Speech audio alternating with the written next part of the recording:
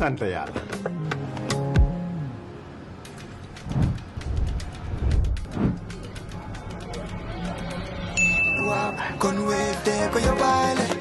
looy xaar utal Wave nga scan nga fay te nag doo ci yokku dara.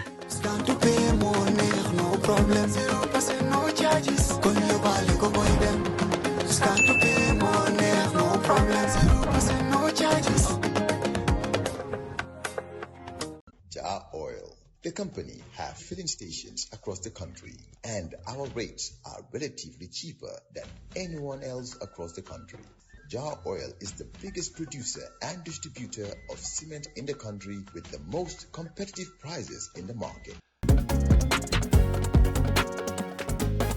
In the Gambia, we all move to different paces. Time is money, convenience is power, and now both are in your hands. No more long lines, no more late payments, no more missed chances. Not anymore. Because now the Gambia has its own super app, Zap. One app, one tap, endless convenience. Send money instantly, pay your bills in seconds, shop without borders, pay your rides, order your meal, buy your ticket, deposit and withdraw money for absolutely free. No extra charges, no hidden fees, only on Zap Super App. This is not just convenience. This is confidence. This is the future in your hands. And the best part, Zap is born right here. Built for us, designed for every Gambian home, every Gambian dream. So don't wait in the past. Step into the future. Download Zap today on App Store and Play Store and enjoy endless free services. Call us today on our toll-free number 1666 or on 260-0001. Zap, all in one, all for you. Tap in, zap in.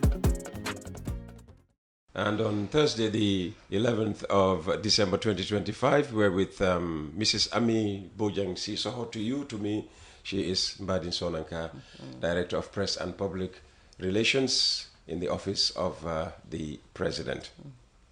Thanks for enlightening us on what you do on a day-to-day basis. Let's now move on to something else you were closely associated with, the Meet the People tour. As always, generates a lot of conversation. What's the core objective of the Meet the People tour, and would you say that the 2025 Meet the People tour achieved those objectives or that objective? The main objective is, one, to ensure that the president is directly engaged with communities and the citizens at that level, where they will give an overview of their concerns, and if they have opinions about the government policies and programs that have been implemented, they talk about it. And then the presidency and the president himself would have been there to hear it directly from them. And then you have a technical team who are always on the tour, who will be taking note. Community A. The technical team would be who? The permanent secretaries, the directors? There are permanent secretaries, there are deputy permanent secretaries, there are specific directors who will be there, and they'll be taking note. Community A, the speakers talked about the need for water, road, electricity, whatever, agriculture or whatever, health. We need a health post, we need this, we need that. They will talk about that, they will note it. If they have achieved that, most of the time they don't talk about those things. They talk about their concerns more than what they have achieved. And government, the president and the ministers around, the president will now decide who responds because of the issues that were raised. So if, for instance, he's in Nyamanar, I say Nyamanar because you don't pick, you know that electricity is there. because I know I've been to Nyamanar. If the people of Nyamanar, for instance, say, we don't get to hear, news because, GRTS does not come this far. Then he turns around and says, if the minister is there and says, Dr. Cisse, can you respond to that? Exactly. Okay. So that things like that happen. But then also, it is an opportunity when of the meetings and the side visits that is key in assessing for himself what has been done, how far they have gone with it, and what has been reported to him. He will now have first hand to do that assessment. Because you may have a contract or work going on, somebody may give you information written. You just rely on that. You may be misled or not. But if you go there, you see for yourself, then you'll be able to make a better assessment of the situation. So the president also uses the Meet the People tour to monitor the progress of that's contracts and projects. Oh yeah, that's very key. That's very key in the during the Meet the People tour, and that's where he will know what is progressing, and then he will have direct access to those on the ground to tell him whether their challenge is why things are working and why things are not working. And then they will collecting that information. When they go back to the office, he will call a meeting for them to digest that issue more. Now, there were claims that the tour felt more political than developmental. Why, what do you think is the reason for this perception? The perception is because the president of the Republic of the Gambia has been in that office through a political means. It is through politics that the president is identified. When the president gets up, all those who support him, who have the opportunity, want to be there to show their support and solidarity. Whether it's President Barrow or the former president or President Jawara, because I was there when Jawara was there.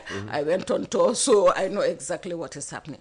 So this is the political life around the president. So you cannot divorce politics from the president. If you want, you're reinforcing an argument that was first put out here by Dr. Sissoho. Oh, I didn't hear him that. Yes. I didn't hear him. No, this is real. You know me, I don't go into those type of things. As far as I'm concerned, I'm talking about my real experience and what I know about relationship between the presidency and politics. And even with the politicians, I argue with them. When there are events, we have to categorize. Is this a political event or is it a government event? Government, I mean state event. But then, when we talk about that, now we have to balance which one takes priority on this particular event. And for the tour, the priority is government. That is why I moderate it. The priority is governance. Governance, not only governance, but also the government programs. That's where the focus is. But you want to hear the people talk about it. And the other thing people tend to forget is, when they say Meet the People store, it used to be Meet the Farmer store. Yes. The reason it has changed, the farmer is a politician. The farmer goes to the hospital. The farmer is a politician? Oh, yes. The farmer, I can even cite an example of the chief of Jara. He's a big farmer. Yeah. But he's a politician. He's a chief. That is real, number one. The farmer goes to the hospital and needs a hospital. They can talk about that. The farmer's children need to go to school. The farmers need to transport their products from the farm to the market.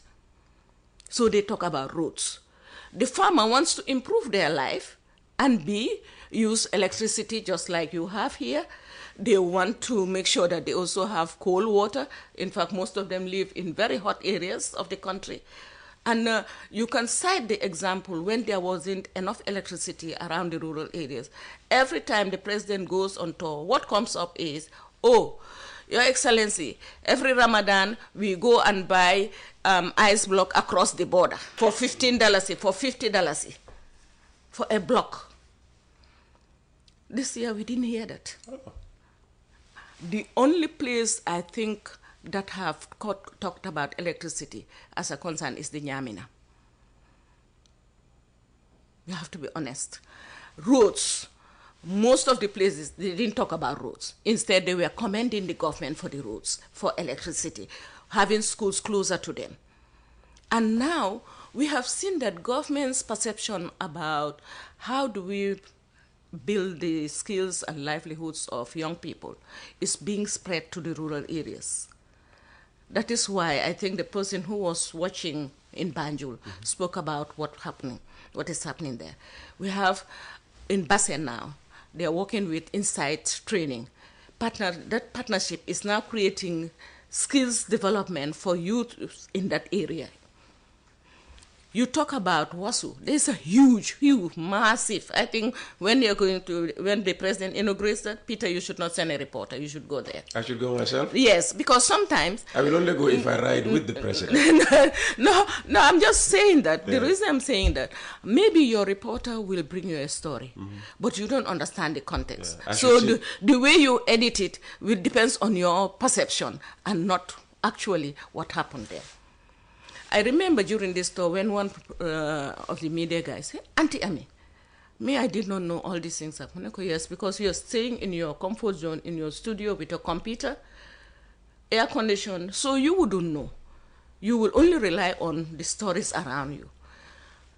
That is why when you go, you see, I think even without the tour, you should just choose a day. Take a weekend. You will read throughout the Gambia. You see for yourself what is happening. I need transportation, and I'll definitely give you all this on this channel. You should do that. What about in those communities where the president confronted speakers who spoke about unfulfilled promises made maybe the previous year or even in previous Meet the People tours? How did he handle such complaints? He has this statement he has been using during the tour. You can say, I've not reached you, but you cannot say, I will not reach you. Oh, it's a nice one. Because this is part of our development agenda. We cannot, and now, because I think he created a problem, the government created a problem for itself. How?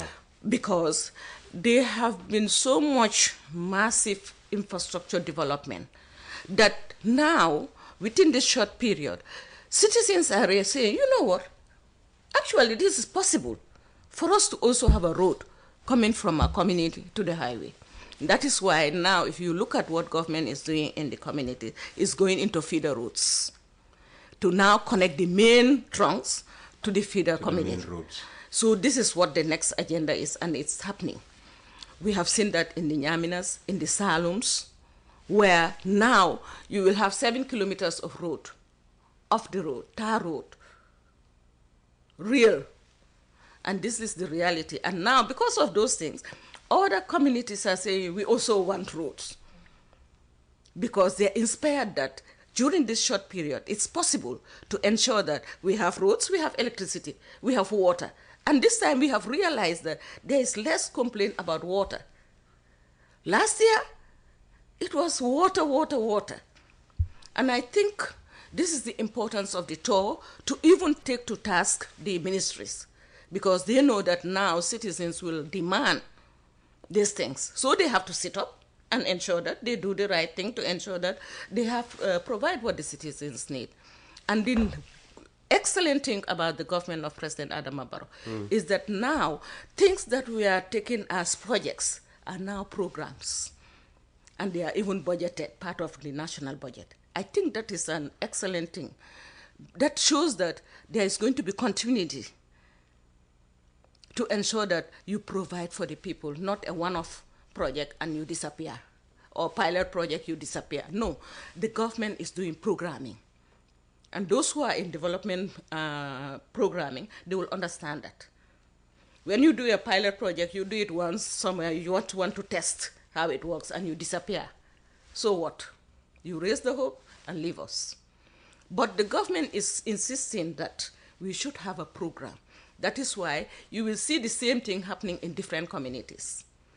They will have electricity, they will have roads, they want a health facility around there.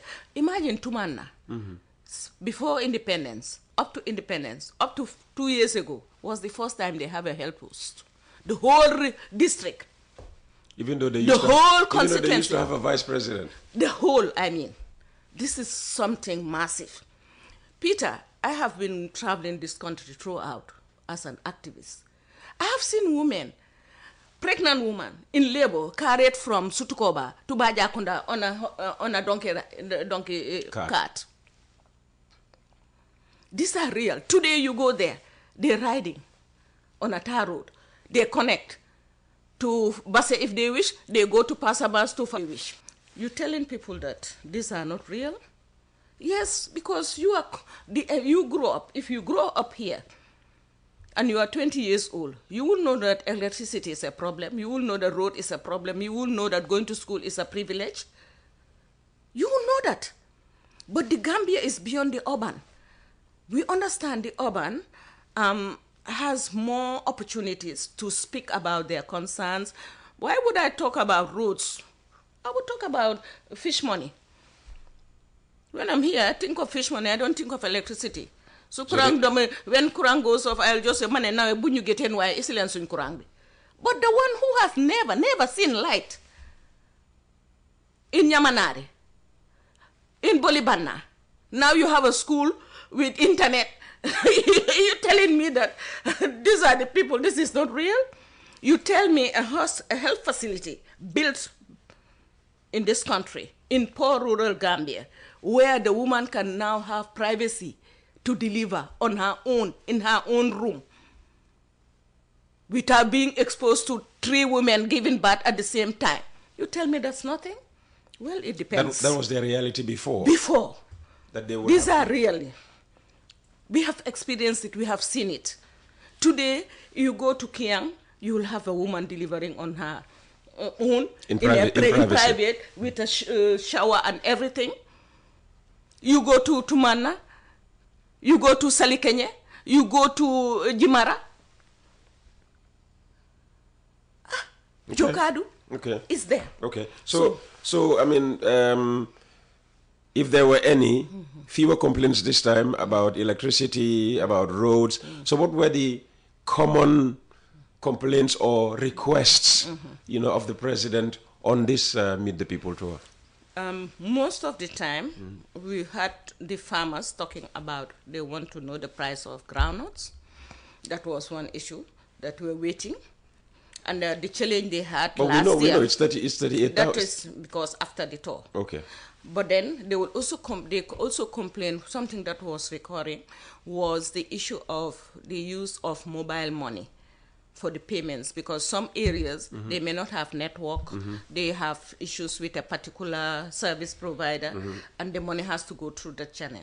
I think they realized that they worked on it and they learned, and they now improve on that. Yes. And the other I can name them because they are sponsor on this program, Wave. Now they will be using Wave. So all those things are there.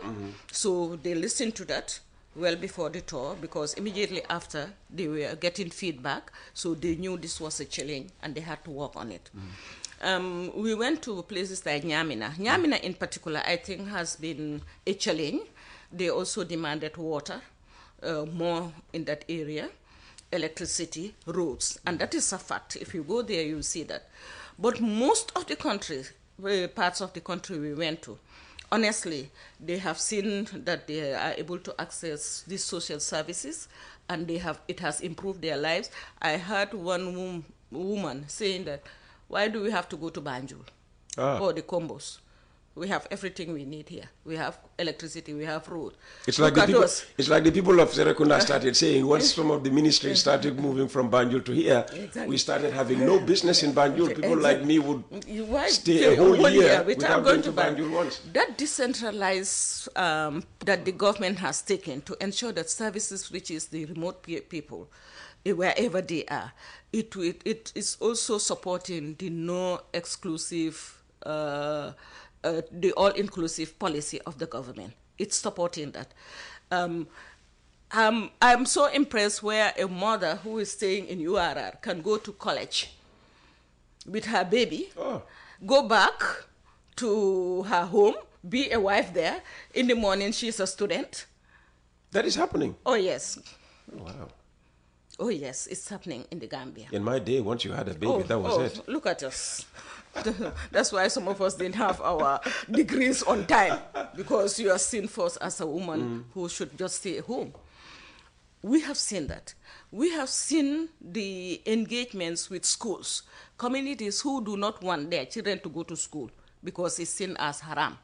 Today are building their own schools, started and then call government to say, please complete this for us. We want our girls and boys to go to school. Incredible. It's happening there.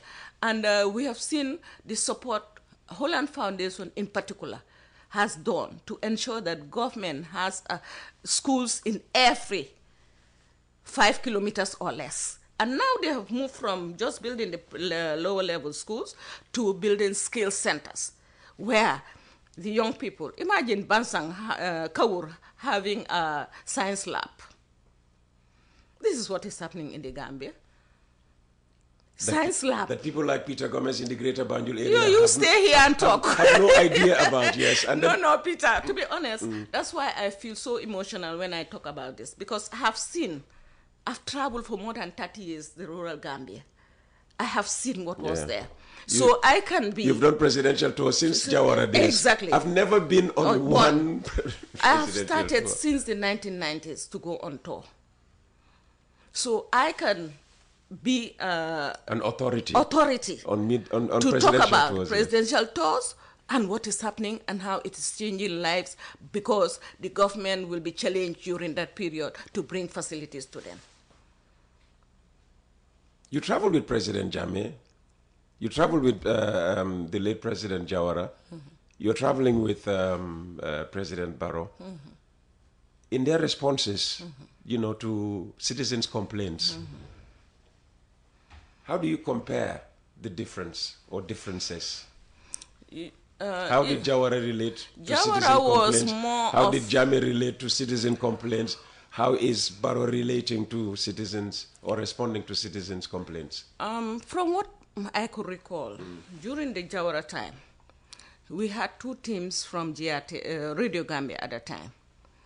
It was Radio Gambia. Yes.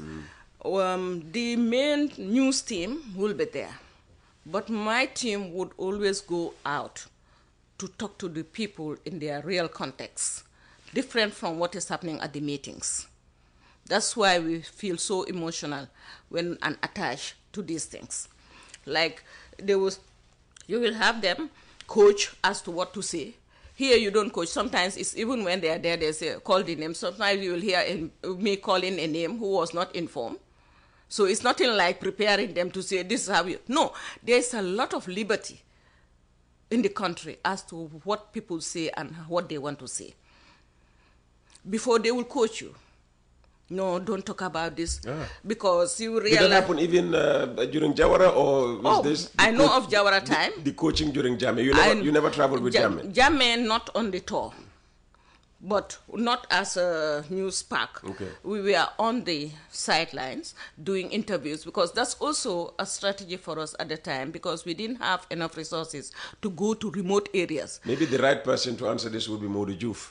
Because possibly, he's translated for every president. Yeah, Modu will be in a better position to do that. Because we used the opportunity at the time to say, okay, we couldn't go to Nyamanari, but during the tour, the president will go to Nyamanari. So we will have our team go there, interview women on their garden or livelihoods and things like that. That's why we are able to have a good package stored for development issues in the rural Gambia. Very good. It's 9 o'clock. I should have been releasing you. Oh, but I won't let you go without getting you to speak to the cost of the Meet the People tour.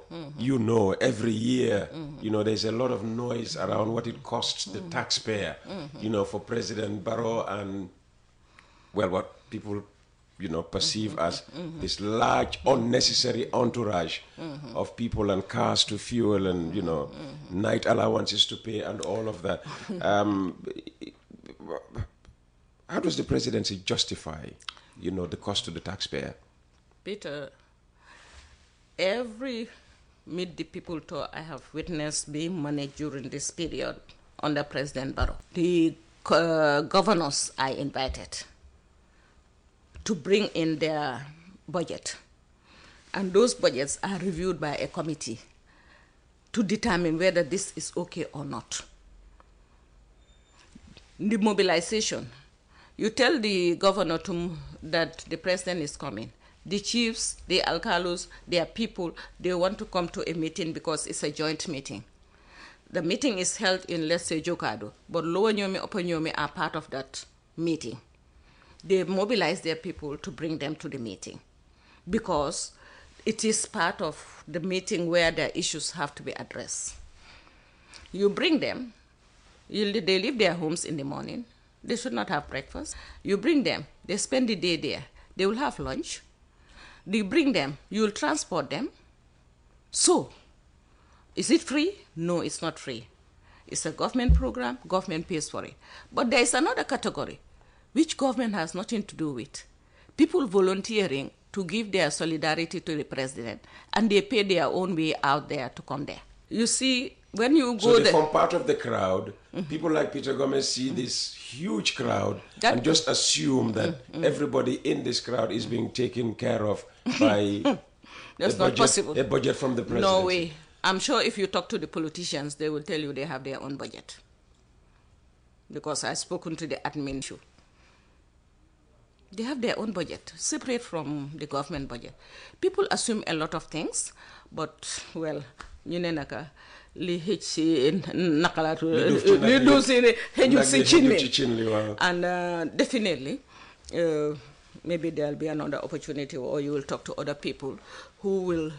I want people to be honest. That's my problem. And when you say honesty, you have to look at things holistically. When I talk to you, I don't only think of my perspective. I will think of your perspective, how you understand things, and try to clear that. Okay.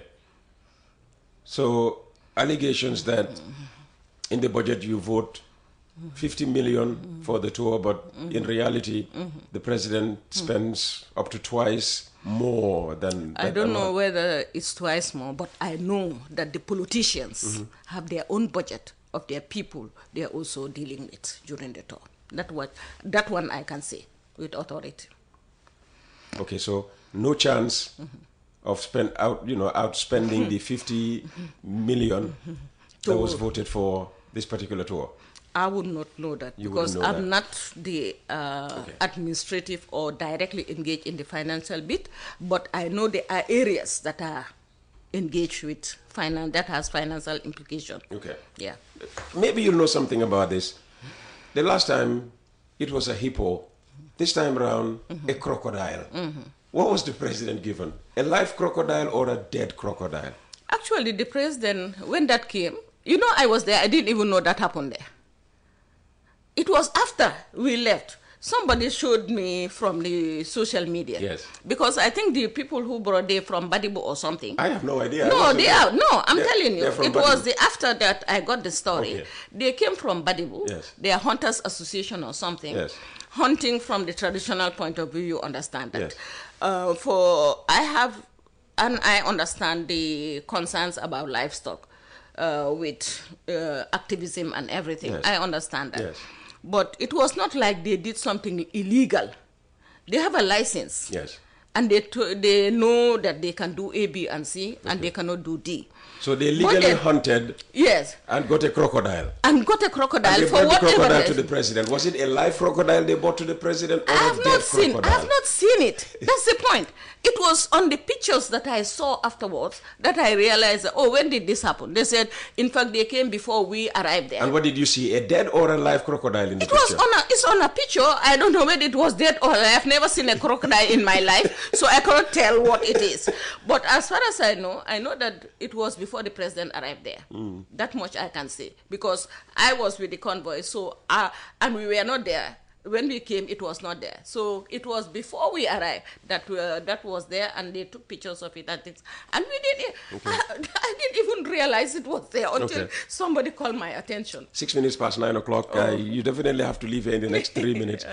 So when you get back to the office, you'll be reporting for the first time to a new, I think you call them COS, Chief of Staff. Yes. Maud has moved, I will say finally, because we've been hearing these rumors since last week. So now, you see, you have better ears than me. Yes, we get a lot of information. I know. We try to confirm them officially before coming here, but we did know that the decision had been made that the Trade Ministry, and if you were listening to, some of my, even when the finance minister was here, I said, when will the president announce, the whatever, meaning that we were getting rumors that an appointment had been made.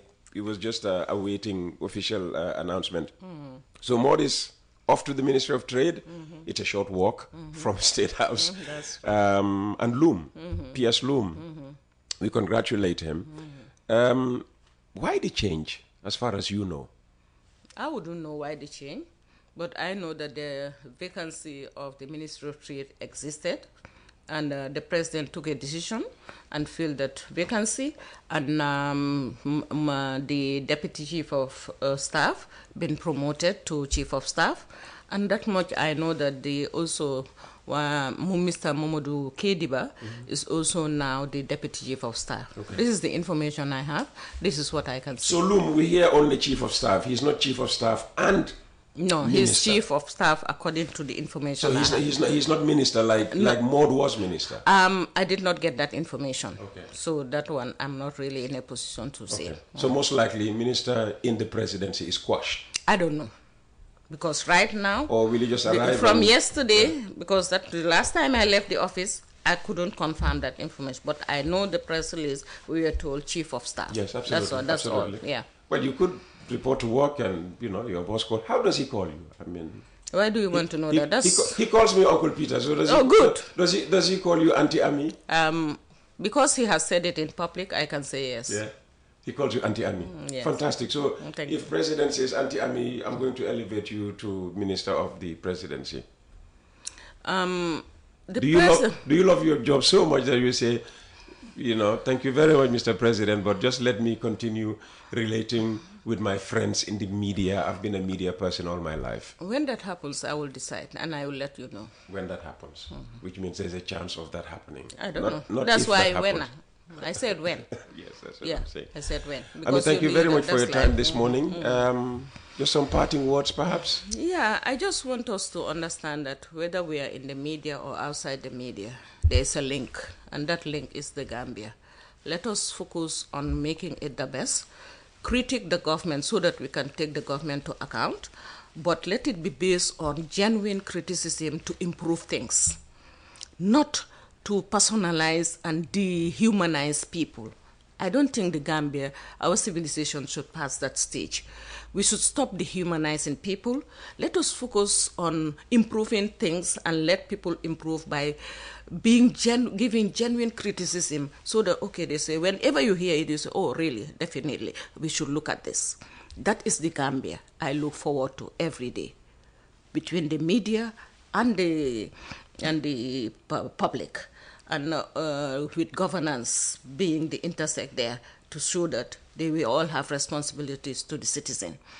And I'm so glad that that relationship between the media and the government is improving a lot. Since 2017, we have seen a great improvement in the relationship.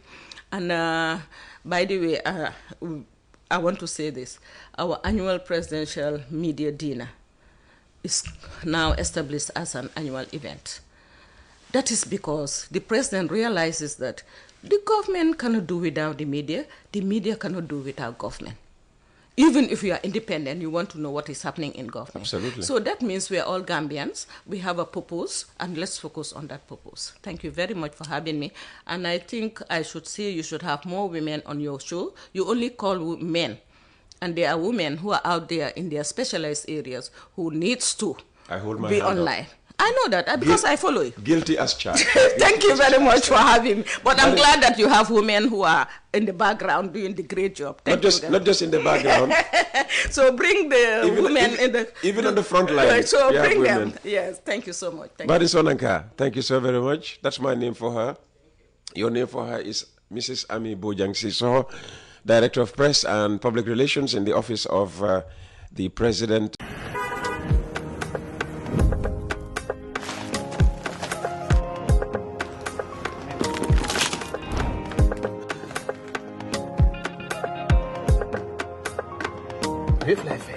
Sant Yàlla.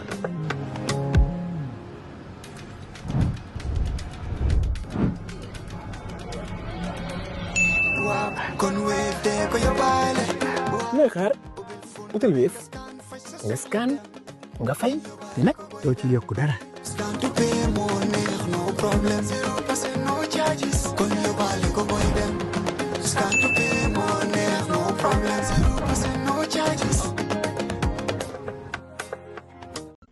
Oil. The company have filling stations across the country, and our rates are relatively cheaper than anyone else across the country.